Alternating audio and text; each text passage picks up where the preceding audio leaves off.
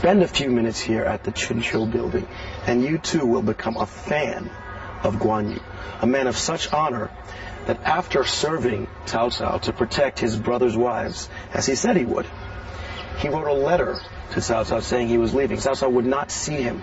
He was so upset and distraught that this man of such genius and incredible wisdom would choose to leave him and return. He wrote him a letter, and this letter is here carved. This isn't the original, but this here is over 400 years old.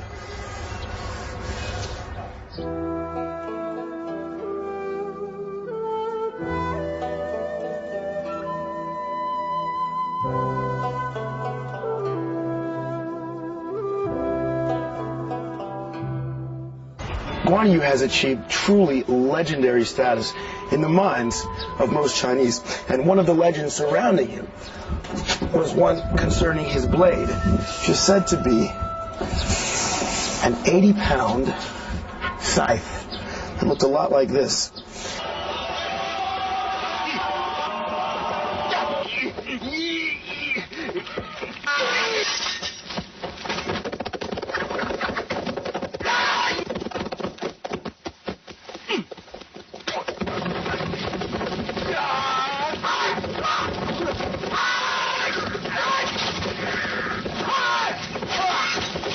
Said that the blade for Guan Yu didn't even need to be sharp, because this behemoth was such a beastly weapon that he would just boom and club people to death. So I'm going to see if I can even pick it up, let alone wield it.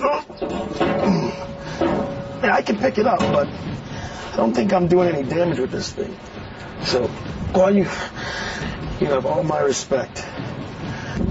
Cao Cao, I will smite thee!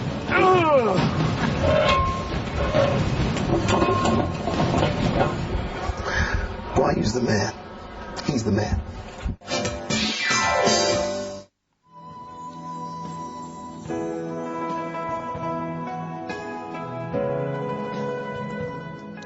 Cao Cao tried everything to make Guan Yu switch allegiances and stay on with him. Yet Guan Yu always refused. He offered Guan Yu a huge palace, untold carnal delights, precious gems, and the finest wines. Still, Guan Yu refused, as he had already made a vow of fidelity to his lord Liu Bei, and he would not renounce his vow. A man of uncommon loyalty and uncommon physical stature, legend claims that he stood nearly 9 feet in height, with a flowing beard of 2 feet in length, gracing an uncommonly handsome face. Which is why when Chinese children learn of his legend, he is often called the Nice Beard Man. So deep indeed was Cao Cao's reverence for his captive, Guan Yu, that he gave him a silk bag with which to protect his beard as he slept at night. Join me on a trip to a place where the scenery, the culture, and the history truly come in monumental proportions. This time on Getaway.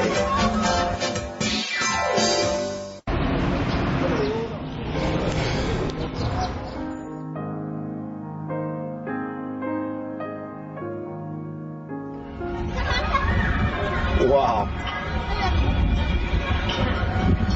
One of my favorite things is when beautiful pieces of architecture have a compelling story behind their design and construction. And this is certainly a worthwhile candidate. I'm standing in front of the tallest pagoda in all of Henan province. Now, why was it built? The story goes something like this. About 400 years ago, the head official from this area, a man by the name of Zheng Peizhi, realized that no one from this area had passed the imperial examinations in over 1,000 years. He built it, and 50 years after its construction, the first person from the Xuchang area to pass the imperial examination came through. And it has the added benefit of giving you an absolutely indescribable view of the entire Xuchang area. Let's go take a look.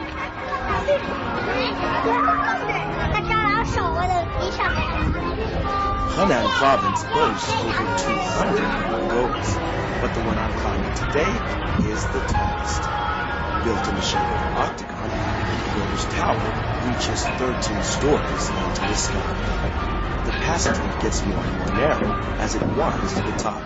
With windows pointing in every direction of the compass, I get an amazing four-sided view of the entire area. I've made my way to the 9th floor, and what I'm finding most astounding as I look at this architecture and just how solid this structure is built is that this wasn't done yesterday.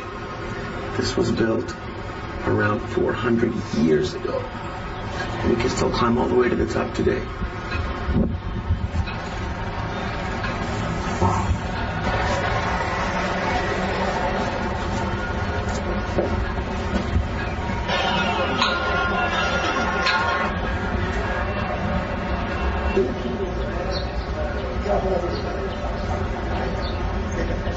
When you finally get to the 13th level, the top of this amazing pagoda, the passageway is only wide enough for one person to get through, and it's barely that.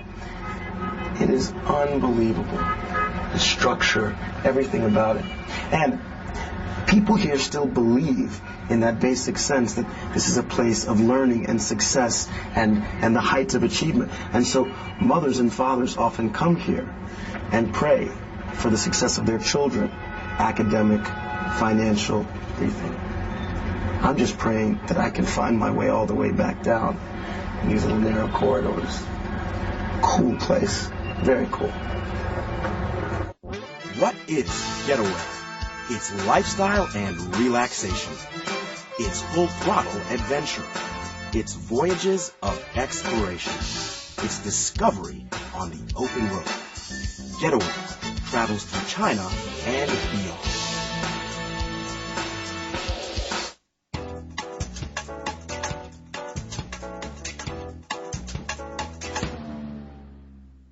From its mystical waters to its incomparable history, Xuchang is a place where even the very dishes prepared resonate the history, the beauty, and the culture of the place.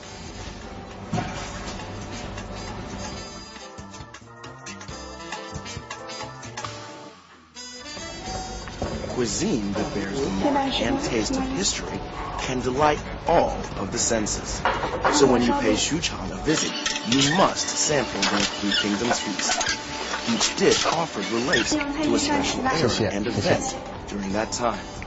With a knowledgeable waiter on hand, you can digest both knowledge and sumptuous cuisine at the same time.